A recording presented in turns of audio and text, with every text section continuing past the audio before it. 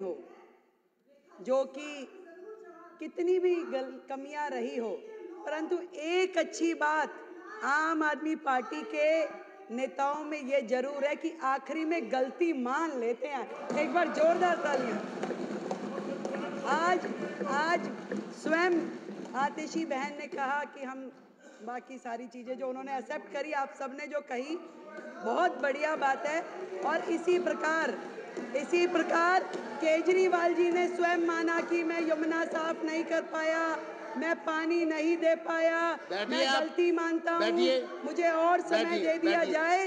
ये बहुत अच्छी बात है कि आखिरी में आकर के अपनी गलती मान लेना भी एक गलती का सुधार है। अध्यक्ष जी, मैं तो केवल इतनी बात कहूंगी कि आतिशी बहन, हमारी इस सरकार में मेरे अलावा 4 बहनें हैं। मुझे चिंता होती है आतिशी जी की, बहन है हमारी, कि आतिशी जी आप केजरीवाल साहब का इतना साइड ना लीजिए, इतना साइड ना लीजिए। और आपसे कहना चाहूंगी कि तू इधर उधर की ना बात कर, तू इधर उधर की ना बात कर, ये बता कि काफिला कैसे लुटा। और आज केजरीवाल जी आपको यहाँ फंसा के न जाने कौन से बिल में घुस गए हैं। जब वो स्वाति मालीवाल को अपने घर में बुला करके उसके साथ दुर्व्यवहार कर सकते हैं, तो आतिशी जी आप भी कोई दूर नहीं है। कल को आपके लिए भी कोई घटना दुर्घटना ना हो, इस बात की मुझे चिंता है।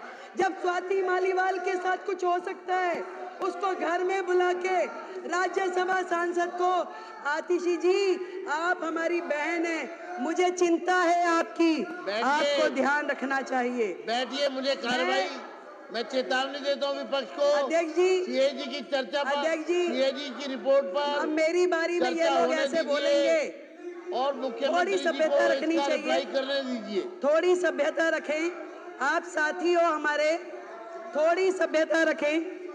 बात ये भी नहीं है कि अस्पताल में हेल्थ विभाग के द्वारा जो बजट दिया गया वो उपयोग हुआ कि नहीं। बात ये भी नहीं है कि कितने बेडों की जरूरत थी और कितने मिले। बात ये भी नहीं है कि दवाइयाँ जो चाहिए थी जनता को वो दी नहीं गई। बात ये है कि जो दिल्ली के लाखों लोग इनके अस्पतालों की वजह से धक्के खाते खाते दुखी हुए, उसके जिम्मेवार ये आम आदमी पार्टी के लोग हैं। आप सीएजी से मत भागिए, बैठिए। आएंगे आएंगे आएंगे आएंगे, चिंता मत कीजिए, बिल्कुल आएंगे। अभी आप सुनने का मादा रखिए। अभी ये देखिए ये लोग क्या करते हैं, जब इन्हें पता है कि अब इनकी और उंगली है। आपकी मैडम का उसमें नाम है क्या? आपकी मैडम का नाम है क्या? मार्शल जनरल सिंह जी को बाहर ले जाए। चलो चलो।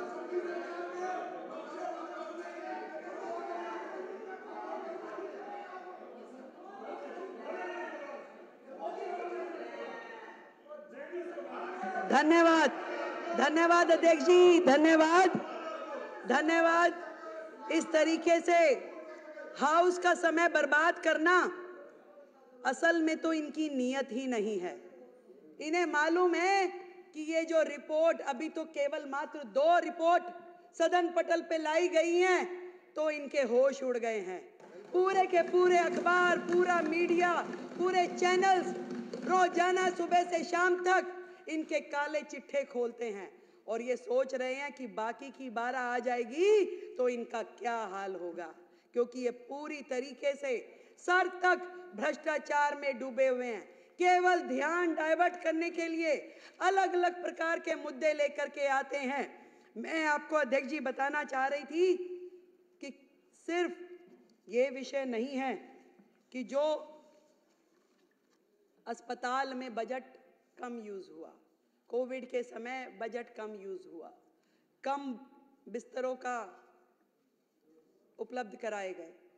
बात यह है कि उस समय के दौरान जो लाखों लोगों ने तकलीफें सही, जो मरीजों के दिल पे गुजरी, जो पूरी तरीके से अस्त व्यवस्था देख करके डॉक्टरों के मन पे गुजर रही होगी, वहां के स्टाफ पे गुजर रही होगी, जो परिवार जानों के साथ घटनाएं घट रही होंगी, आज उसको सोचिए तो दिल दहल जाता है। शर्म आनी चाहिए उनके माननीय विधायक को कि जब अशोक गोयल जी कोविड की चर्चा कर रहे थे, परिवारजनों के मरने की बात कह रहे थे, शमशान घाट पे जगह नहीं मिल रही, ये बातें कह रहे थे, तो वो विधायक मुंह खोल के जो हंस रहे थे। शर्म आनी चाहिए। मैं आज इस सदन के माध्यम से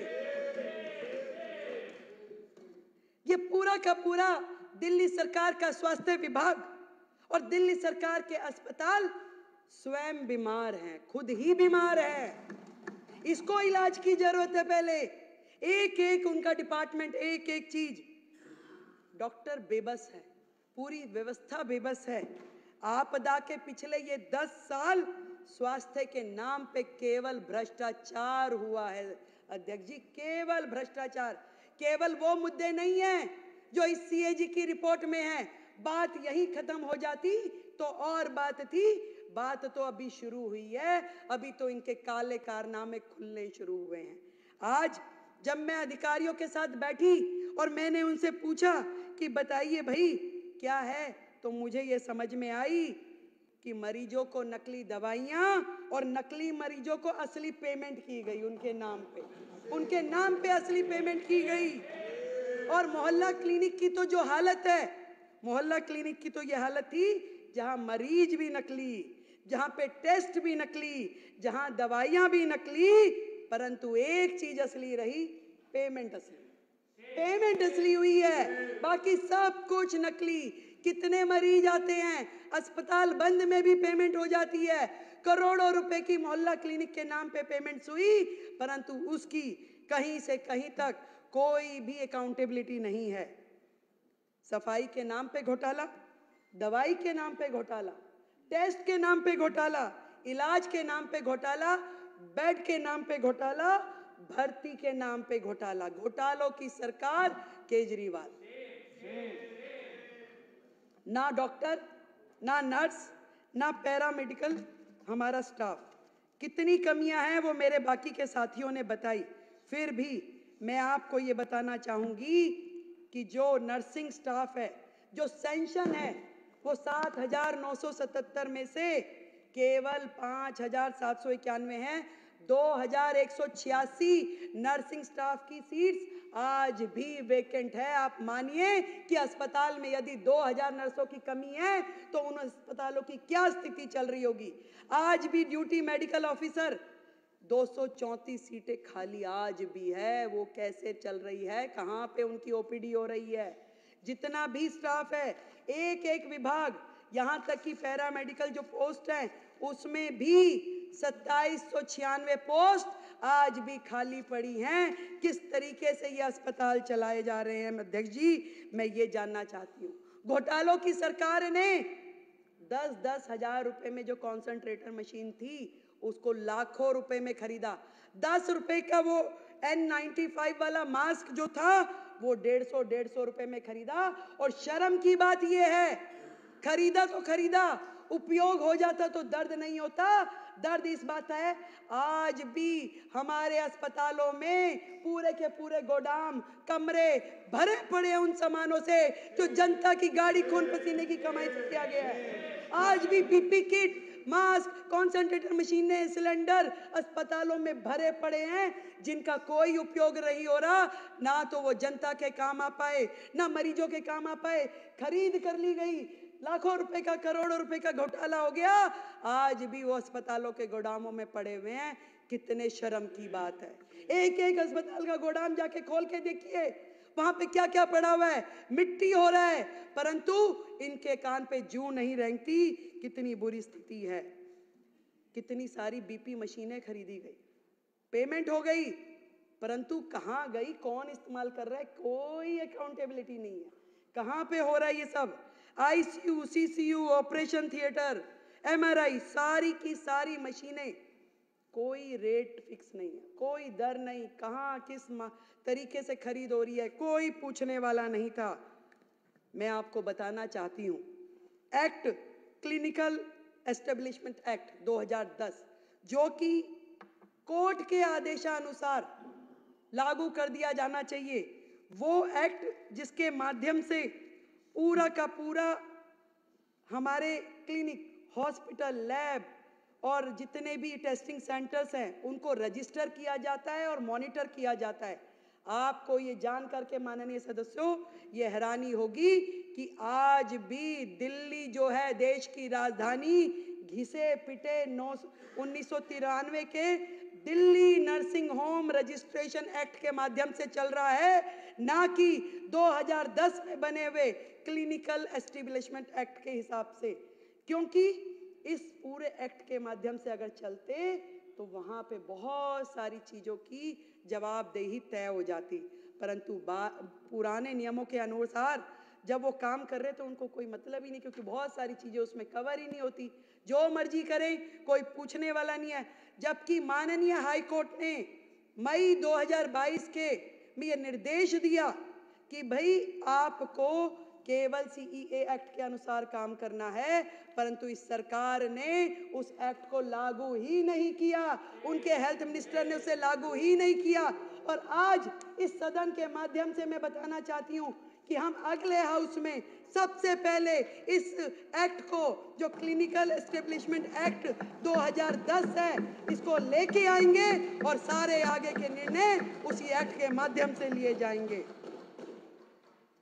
इस सरकार का तो भगवान ही मालिक था और शायद भगवान ने इसीलिए इनको इनका फल भी दे दिया। हाई कोर्ट ने बार बार रिकमेंडेशन दिया, अनेकों बार स्वयं उन्होंने संज्ञान लिया और ये कहा, फरवरी 2024 में भी कहा, एक कमेटी भी बनाई गई, डॉक्टर सरीन कमेटी, जिसमें पूरा का पूरा हॉस्पिटल सर्विस डिलीवरी सिस्टम जो है वो इम्प्रूव हो, कैसे मरीजों का रजिस्ट्रेशन हो रहा है, कहाँ पे उनका इलाज चल रहा है, किसकी ओपीडी हुई, पूरा का पूरा रेगुलेशन जो है वो ध्यान में आए। परंतु कभी सरकार ने हाई कोर्ट के आदेश के बावजूद भी किया नहीं। आज भी कौन मरीज आ रहा है, क्या इलाज हो रहा है, क्या बिलिंग हो रही है, क्या रिकॉर्ड है, किसी किताब में दिखाई नहीं देता। हाई कोर्ट के आदेशानुसार उसके कहने के बावजूद उन्होंने स्वयं रिकमेंडेशन दिया कि आपका स्वास्थ्य विभाग गलत काम कर रहा है, जीरो है, इस पे लागू की जाए डॉक्टर सरीन कमेटी की रिपोर्ट्स, परंतु केजरीवाल और उनकी सरकार ने इसे लागू नहीं किया। कितने शर्म की बात है। मैं आपको बताना चाहती हूं 24 हॉस्पिटल जो इस सरकार के कार्यकाल में शुरू हुए, करोड़ों करोड़ रुपए के बजट से एक भी अस्पताल का काम पूरा नहीं हुआ सर, एक भी अस्पताल का काम। 24 की रिपोर्ट तो नहीं बोल पाऊंगी, ये सारी है, पर कुछ आपको एग्जाम्पल देती हूं। आपको बताना चाहूंगी एलन हॉस्पिटल, जिसका इनिशियल सैंक्शन कॉस्ट जो था 533 करोड़ था, शुरू हुआ 2019 में, परंतु आज की डेट में भी 2019 से अब तक 65% काम कंप्लीट हुआ है और रिवाइज कॉस्ट जब आई तो 1135 करोड़ रुपए की, डबल ऑफ द कॉस्ट, और आज भी काम पूरा नहीं हुआ। आज फिर रिवाइज कॉस्ट की जरूरत है और आज उसमें फिर कितने 100 करोड़ बढ़ाने पड़ेंगे वो पता नहीं। और ये वो प्रोजेक्ट है जिसमें पीडब्ल्यूडी ने कॉन्ट्रैक्टर को 95 करोड़ रुपए की पेनल्टी पे की है, 95 करोड़ रुपए की पीडब्ल्यूडी ने, सरकार ने कॉन्ट्रैक्टर को पेनल्टी दी है। क्या ये सरकार इस 95 करोड़ का हिसाब कौन देगा? इस 95 करोड़ जनता के पैसे का भुगतान कौन करेगा? ये सुन नहीं सकते थे, इसलिए यहां से चले गए। यहाँ इन्हें बता दिया होगा कि भाई मैडम ये बोलने वाली है। 7 अस्पताल जो कि कोविड टाइम में बनने थे, जो कि कोविड टाइम में विशेष रूप से आईसीयू हॉस्पिटल बनने थे, एक भी अस्पताल बना ही नहीं। कोविड आया चला गया, एक भी अस्पताल नहीं बना, कोई तो शुरू ही नहीं हुआ। कोई आज भी केवल पोटा कैबिन जैसे स्ट्रक्चर खड़ा कर दिया गया जिसमें कि एक भी फैसिलिटी ऐसी नहीं है। आज भी वो जो 1216 करोड़ रुपए के अस्पताल है वो मिट्टी हो गए हैं, जीरो हो गए हैं। आज भी उनको वर्केबल कंडीशन में लाने के लिए और 1200 करोड़ रुपए लगा दें तो भी कामगार नहीं है, तो भी वो उपयोग नहीं होंगे। इसका हिसाब कौन देगा? ये बात इनको पता थी, इसलिए वो यहां से चले गए। एक एक अस्पताल करोड़ों करोड़ रुपए का, एक भी अस्पताल का काम इन्होंने पूरा नहीं किया। ये जो ज्वालापुरी में एक अस्पताल था जिसकी सैंक्शन कॉस्ट 319 करोड़ रुपए थी, उसके बाद रिवाइज किया गया। मंत्री जी विजिट करने गए जी, वहां 8 फ्लोर का अस्पताल बनना था। मंत्री जी के मन में आया कि नहीं नहीं नहीं भाई, इस पे 2 फ्लोर और बढ़ा दिए जाए। उन्होंने आदेश दे दिया कि 2 फ्लोर और बढ़ा दो। ना वो 2 बने ना वो 8 हुए। पूरे के पूरे अस्पताल ऐसे 2 अस्पतालों में उन्होंने किया, मादीपुर में और ज्वालापुरी में, और दोनों अस्पताल आज भी पेंडिंग है। एक की कॉस्टिंग जो थी 319 करोड़, दूसरे की 320 करोड़, जिन पे आज तक एक्सपेंडिचर भी हो चुका है। एक पे 247 करोड़ और दूसरे पे 252 करोड़, पर उसकी वैल्यू मिट्टी हो गई, कुछ भी काम आने की स्थिति में नहीं है। मैंने अधिकारियों से पूछा कि बताइए भैया, ये 24 अस्पतालों को कैसे वर्केबल कंडीशन में लेके आएंगे, क्या करेंगे? वो कह रहे मैडम, इतना अनप्लैंड वे में काम होता था, किसी को यही नहीं पता था कि अस्पताल है तो उसमें क्या क्या चीज की आवश्यकता है। वहां पे मोर्चरी होनी चाहिए, वहां पे आईसीयू होना चाहिए, वहां पे रिसेप्शन होनी चाहिए, कि वहां पे क्या होना चाहिए। एक एक प्रोजेक्ट में इतनी खामियां हैं कि इसके लिए अलग से एक कमेटी बनानी पड़ेगी, और उस समय के तत्कालिक अधिकारी भी जो हैं उनको भी कटघरे में खड़ा किया जाएगा कि ऐसे अनवर्केबल जो प्रोजेक्ट है उनको सैंक्शन कैसे किया गया, कैसे उसमें करोड़ों रुपए की लागत लग गई। अगर इन 24 प्रोजेक्ट की इन प्रोजेक्ट की कॉस्टिंग ही अगर हम कैलकुलेट करें तो भी दिल्ली का करोड़ों करोड़ रुपए का नुकसान हो चुका है। ये बात इनको जवाब देना पड़ता, इसलिए ये हाउस में से चले गए हैं। एक और बात बताना चाहूंगी, 2014 के बाद से लेके अब तक एक एक्ट होता है, एसेंशियल ड्रग्स की लिस्ट बनती है। सरकार वो लिस्ट बनाती है कि आपके जितने भी लोकल प्रिक्योरमेंट जितनी हो वो उसके माध्यम से हो, वो दवाइयाँ जो है उस रेट पे और वो दवाइयाँ खरीदी जा सके। 2012 के बाद से इन्होंने एसेंशियल ड्रग लिस्ट बनाई ही नहीं, उसी लिस्ट पे काम करते रहे। जबकि किसी राज्य में वो 1 साल में रिवाइज होती है, किसी में 2 साल में होती है, परंतु होती जरूर है। उसको ऐसा नहीं होता कि सालों साल चलाए रहो। और इसका नुकसान ये हुआ कि हर अस्पताल ने अपनी ही लिस्ट निकालनी शुरू कर दी, अपना ही लोकल काम करना शुरू कर दिया, और उसमें आप सोचिए कि कितना घोटाला हुआ होगा, जो कि अभी सामने आना बाकी है, सामने आना बाकी है। कोई इनकी सेंट्रल परचेजिंग नहीं, हर अस्पताल को छूट है कि भैया अपना कीजिए जो आप करना चाहते हैं। हेल्थ और फैमिली वेलफेयर डिपार्टमेंट ने 15 प्लॉट डीडीए से खरीदे 684 लाख में।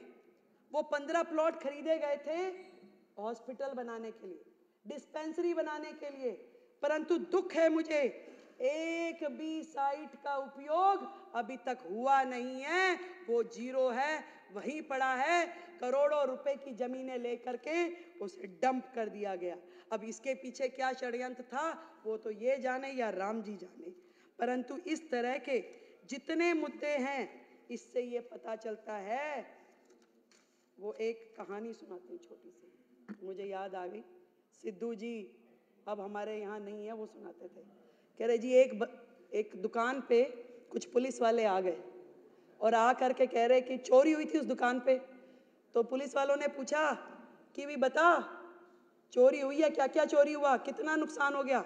और वो पुलिस वाले बात करते जाएं और वहां पड़े हुए बादाम और काजू खाते जाएं, हाथ में मुट्ठी भरी खाते खाते बात करते रहे कि बताओ भाई और क्या क्या हुआ, कितना नुकसान हुआ। कह रहे सर नुकसान तो अभी चल ही रहा है, पूरा हुआ कहाँ है। तो नुकसान तो अभी चल ही रहा है, अभी पता नहीं चला कि कितना नुकसान और है। जिसकी परतें अभी खुलनी बाकी है। ये बात करते हैं कि महिलाओं को 2,500 रुपए कब देंगे। करोड़ों करोड़ रुपए के कर्जे में डूबी हुई इस दिल्ली सरकार की हालत इन्होंने जिस प्रकार से छोड़ी है, ये हमसे इनकी औकात नहीं है। हमसे पूछे कि ये 2,500 रुपये हम कब देंगे। हमारा वायदा है हम जरूर देंगे, पर इनकी हैसियत नहीं है कि वो हमसे पूछें कि हम ये 2,500 रुपये कब देंगे। मैं आपको ये कहना चाहती हूँ, चोर चोरी से जाए ऐसा हो नहीं सकता। ये चोरी की जो आदत है इनकी लगातार जिस तरीके से चल रही है, बच्चों के स्कूल के क्लासरूम में चोरी, सड़कें बनाने में चोरी, इलाज में चोरी, ठेकों में चोरी, शराब तक में चोरी, जितने भी काम हैं प्रदूषण में, यमुना सफाई में, सब में चोरी। चोरी यहीं रुक जाती तो शायद पता चलता, पर उससे बड़ी चोरी एक और बताती हूँ।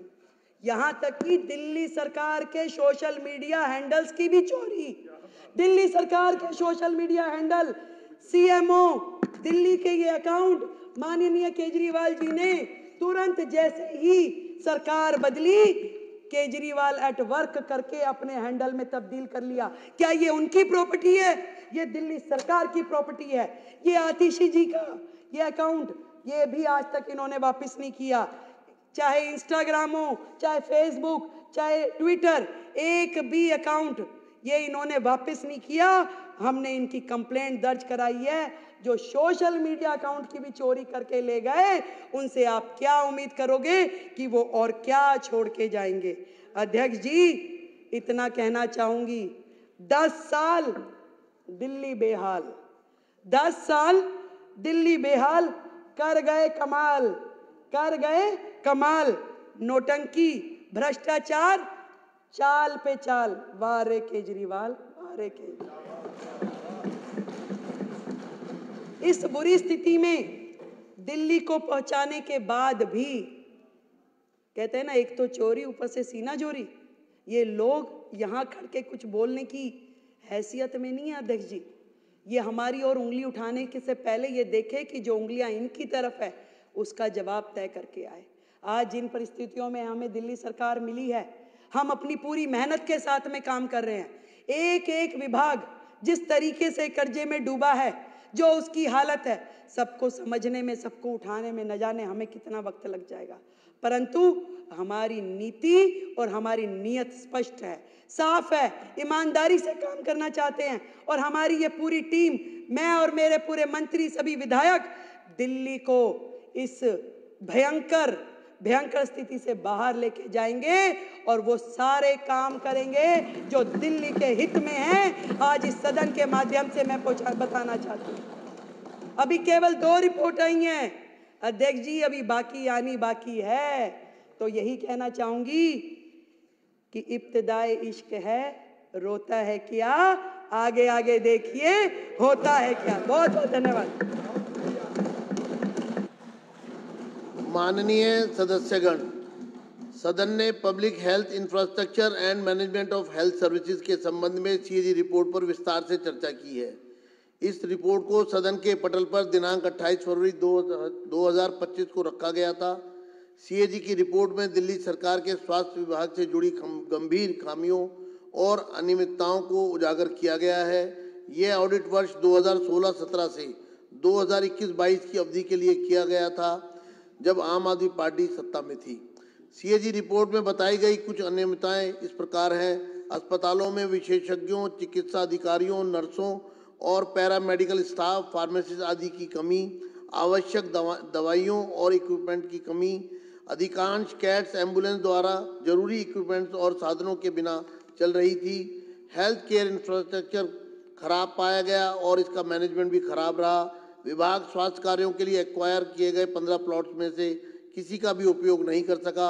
खराब फाइनेंशियल मैनेजमेंट के कारण हर साल धन का उपयोग नहीं हो पाया। हैरानी की बात यह है कि वर्ष 2018-19 के दौरान हेल्थ केयर के बुनियादी ढांचे के लिए 78.41% बजट खर्च ही नहीं किया गया। मैं ये व्यवस्था देता हूँ कि सदन की पब्लिक अकाउंट्स कमेटी, लोक लेखा समिति प्राथमिकता के आधार पर सीएजी की इस रिपोर्ट की भी जांच करेगी और 3 महीने के भीतर अपनी रिपोर्ट पेश करेगी।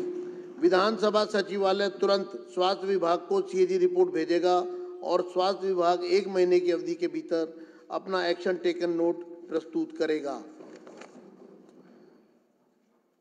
अल्पकालिक चर्चा नियम 55। श्री सूर्य प्रकाश खत्री जी ने दिल्ली में पानी की कमी, जल भराव, सीवर ब्लॉकेज तथा नालों की डिसिल्टिंग के संबंध में चर्चा प्रारंभ करेंगे।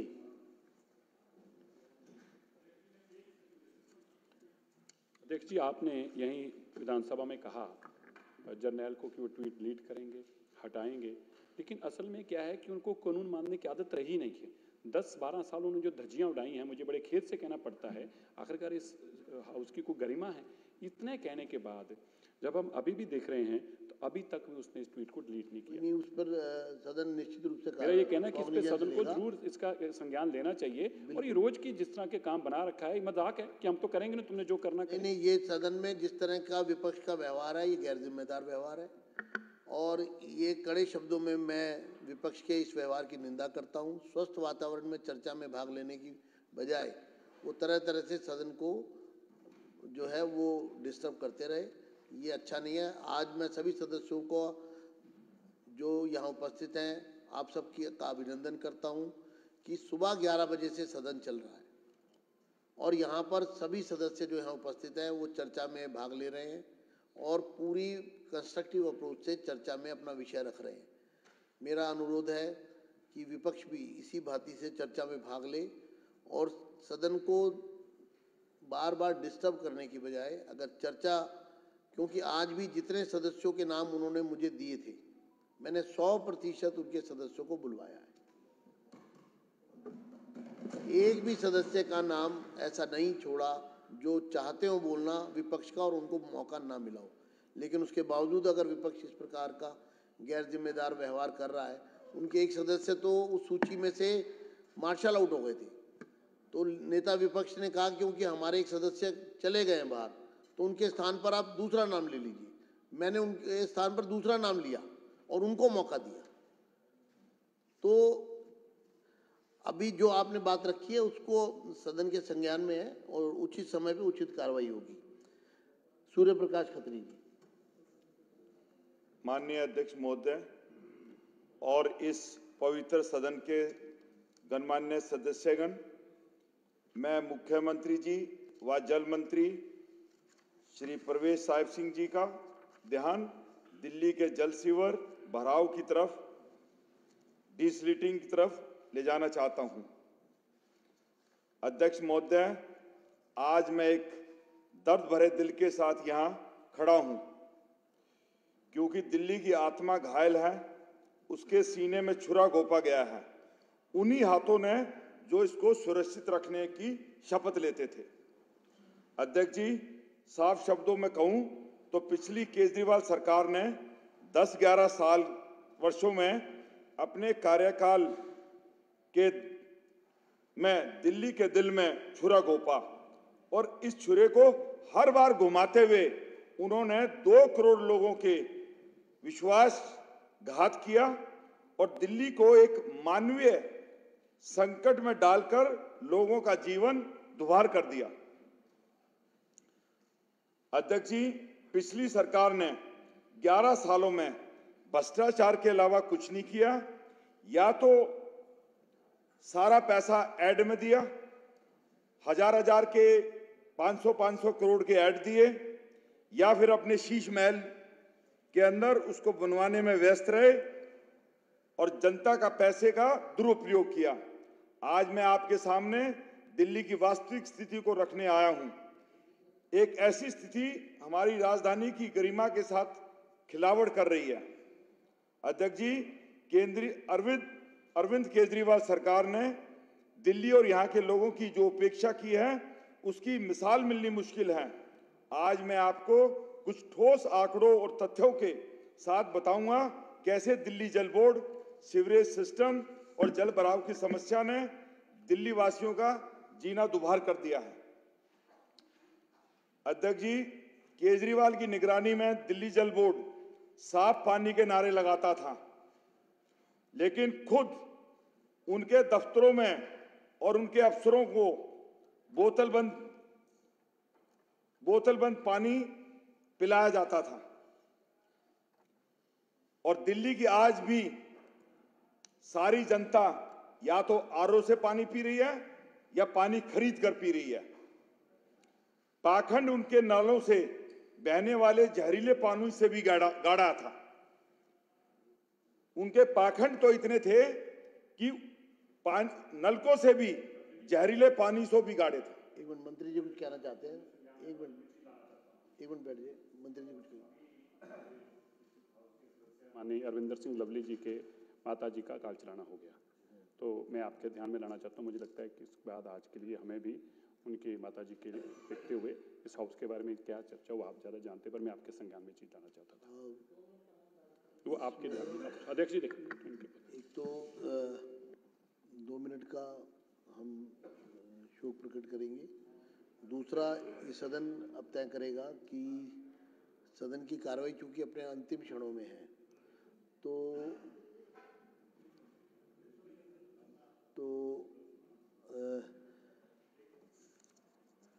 ठीक है, जैसा सदस्यों की राय है। जी ठीक है, तो 2 मिनट का हम लोग शोक प्रकट करेंगे और उसके बाद जो भी चर्चा प्रारंभ की गई थी हम उसको स्थगित करते हैं। अगले सदन में इस चर्चा को लेंगे और एक बार सभी सदस्य अपने स्थान पर खड़े हो जाएं।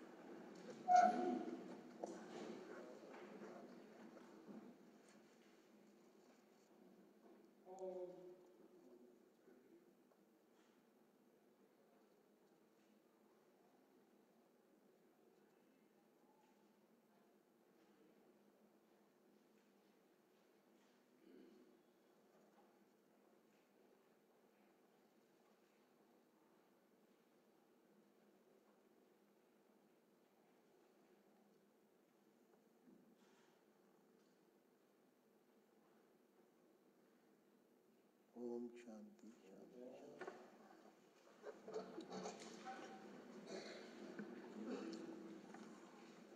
माननीय सदस्यगण, सदन को अनिश्चित काल तक के लिए स्थगित करने से पहले मैं माननीय सदस्यों को यह सूचित करना चाहूँगा कि सदन के सत्रावसान के लिए मैं उपराज्यपाल महोदय के पास प्रस्ताव भेज रहा हूँ।